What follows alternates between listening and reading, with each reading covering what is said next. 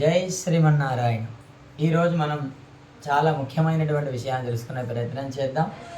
విషయము అనంటే తెలుసుకోదగినది, తెలుసుకొని ఆచరింపదగిన దాన్ని విషయం మనం అంటాం. అందులో ఆళ్వార్ అనే ఒక మహానుభావుడు, ఏకవచనంలో మనం సంబోధిస్తే మహానుభావుడు, బహువచనంలో సంబోధిస్తే ఆళ్వారులు అని అంటారు.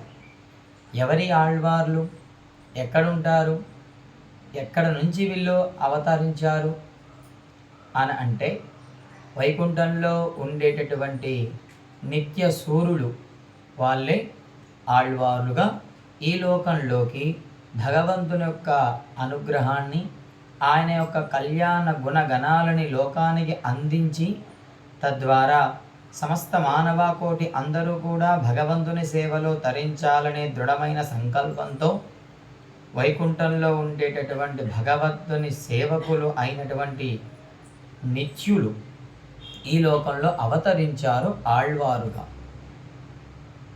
ఆళ్వార్ అనంటే మునిగి తేలినవారు అని అర్థం.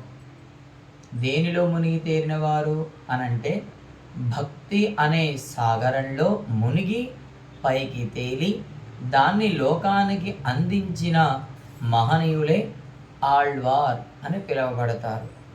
ఇలా ఆళ్వార్లు మనకు 12 మంది ఆళ్వార్.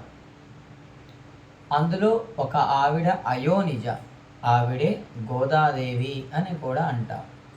ఈ ఆళ్వార్లు భగవంతుని యొక్క కైంకర్యం చేయడం కోసమే ఈ లోకంలో అవతరించారు. ఎలా భగవంతుణ్ణి సేవించాలి, ఎలా భగవంతుణ్ణి చేరుకోవాలి, ఏ విధంగా ప్రార్థన చేస్తే భగవంతుడు మనల్ని అనుగ్రహిస్తాడు, వేటిని పారాయణం చేయాలి, ఏ పాటలు పాడాలి అని ఇలాంటి విషయాలన్నీ అతి క్షుణ్ణంగా, సులభంగా, సుఖకరంగా లోకానికి అందించిన మహనీయులు ఆళ్వార్లు. ఒక్కొక్క ఆళ్వార్ గురించి మనం తెలుసుకునే ప్రయత్నం చేద్దాం అని ఈవేళ ఆళ్వార్ అనే పదానికి అర్థం తెలుసుకున్నాం. ఆళ్వార్ అనంటే భక్తి అనే సాగరంలో మునిగి అందులో ఉండేటటువంటి అనుభవైన జ్ఞానాన్ని తాము ఆస్వాదించి లోకానికి అందించిన మహనీయుడు ఆళ్వార్ అని అంటారు. అలాంటి ఆళ్వార్ల గురించి మనం రేపు క్రమక్రమంగా తెలుసుకునే ప్రయత్నం చేద్దాం అని తెలియజేస్తూ జై శ్రీమన్నారాయణ.